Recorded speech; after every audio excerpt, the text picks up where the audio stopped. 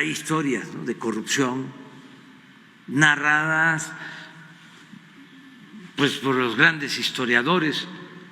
Don Daniel Cosío Villegas decía en un extraordinario libro que lo recomiendo, un ensayo para los jóvenes porque es vigente, que se llama La crisis de México.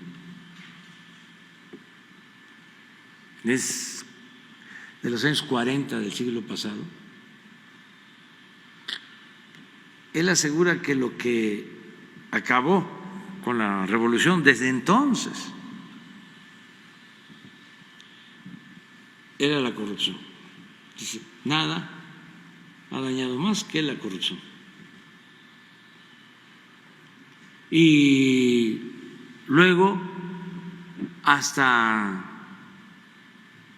don Jesús Silva Gerso, el mayor, hizo todo un análisis también del problema de la corrupción. Un expresidente que no fue muy corrupto, no fue corrupto, de los tres que estuvieron después de Calles, que fue presidente fundador del Partido de la Revolución Mexicana, expresidente, que era de Tamaulipas, Portegil, Emilio Portegil, decía que la corrupción era de las empresas más lucrativas de México. No, que la política era de las empresas más lucrativas de México. Lo decía cuestionando. Y eso siguió predominando. Don Jesús Silva Gerso decía que era una curva ascendente, ascendente, ascendente, que llegaba hasta un sexenio que no voy a mencionar ahora, y que después con Ruiz Cortines había iniciado un descenso, porque también don Adolfo era honesto. Y pues de ahí vinieron cosas que ya ustedes saben, que aquí hemos repetido, ¿no?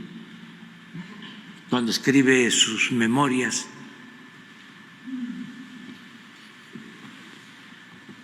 Gonzalo N. Santos, que también las recomiendo para los jóvenes, para que sepan cómo era la política y la picardía política mexicana. Él pone allí en sus memorias de que la moral era un árbol que daba moras y que servía para nada, pues. No decía así, lo decía con más elegancia. Y luego lo de político pobre, pobre político.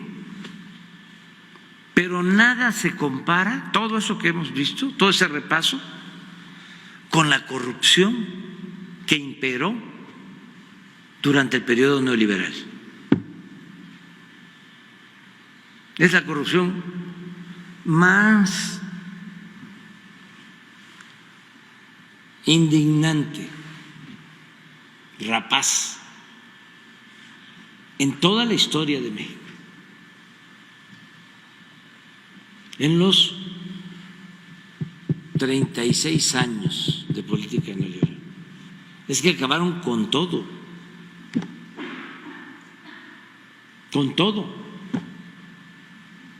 y superaron a Porfirio Díaz en saqueos, en entregas de bienes de la nación. Pues nada más hablábamos de las compañías delindadoras. Porfirio Díaz llegó a entregar 50, 60 millones de hectáreas. Sí, pero en el periodo neoliberal fueron 120 millones de hectáreas. Nada más les voy a poner un ejemplo. El general Cárdenas le entregó a los campesinos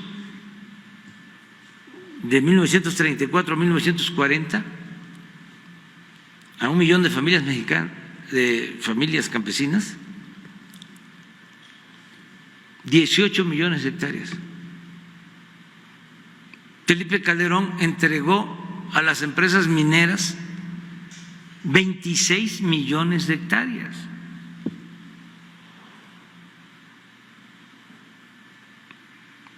Y todo se entregó a particulares. Afortunadamente no les dio tiempo de llevarse todo. Es como el que asalta un banco y entra a la bóveda y empieza a meter los billetes, las pacas de billetes en un costal y